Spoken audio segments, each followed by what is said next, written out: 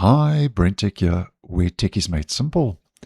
So Microsoft Edge has been upgraded to version 145, and this latest version upgrade rolled out late on Friday in my part of the world last week.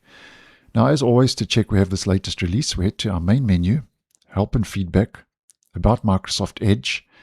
Latest version in bold after the update has been applied, 145.0.3800.58. Now, although version 145 has rolled out, and if you were using your browser over the weekend, I'm sure it would have automatically updated itself in the background by now. But although 145 has rolled out, Microsoft has not updated the changelog as to what this latest release includes. There's nothing over on Microsoft Docs, which is strange. The update is already a couple of days old and still nothing from Microsoft. So just a quick video to show you what I've observed and what possibly could have rolled out with version 145. And when those release notes do become available, hopefully sooner than later, if there's a major difference to what I've talked about in this video, I'll repost and let you guys know to keep you posted. Now, first of all, the Chromium open source platform, which the browser is based on, would have received all the security fixes that rolled out last week for Google Chrome and also bug fixes. And that would also include a fix for CVE 20262441, which is a user after free vulnerability that's, according to Google, already exploited and exists in the wild. So important security update rolling out with 145 plus all those other fixes in regards to security and bug fixes as I posted on last week. So a very important security update. Now, although there is no changelog, I've noticed over on my Windows 10 device a little UI interface tweak and adjustment that seems to be rolling out controlled.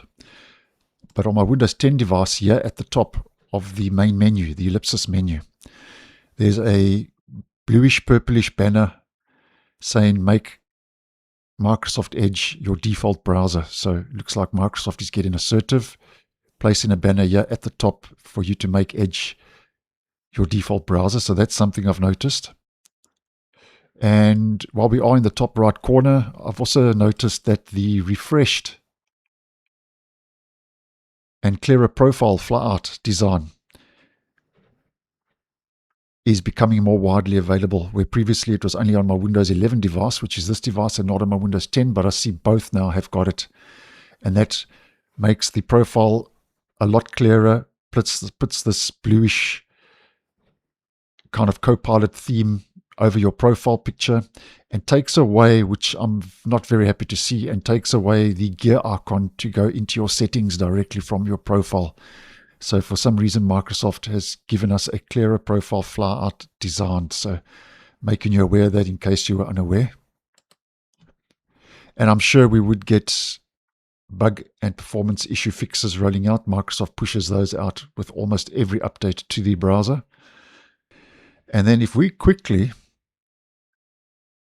enter split screen.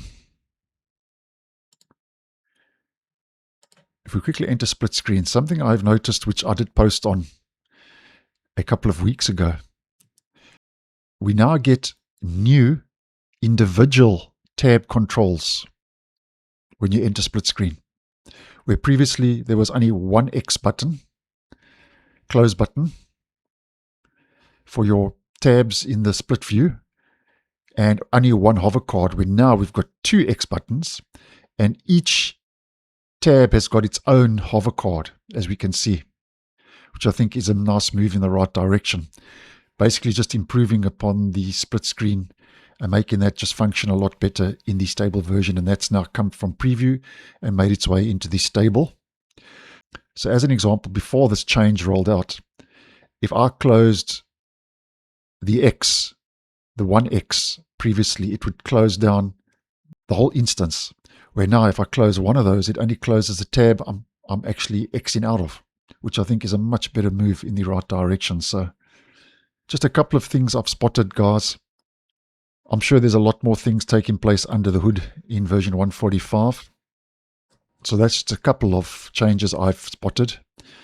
And As mentioned, if anything drastically changes to what I've mentioned in this video, obviously I'll repost and let you guys know what the official changelog from Microsoft has to say. So thanks for watching, and I'll see you in the next one.